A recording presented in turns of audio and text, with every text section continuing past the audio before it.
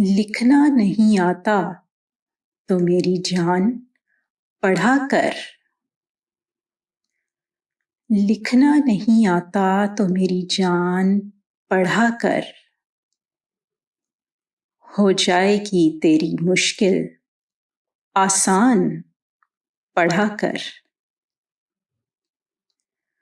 पढ़ने के लिए अगर तुझे कुछ न मिले तो, पढ़ने के लिए अगर तुझे कुछ न मिले तो, चेहरों पे लिखे दर्द के उन्वान पढ़ा कर। लारैब तेरी रूह को तस्कीन मिलेगी।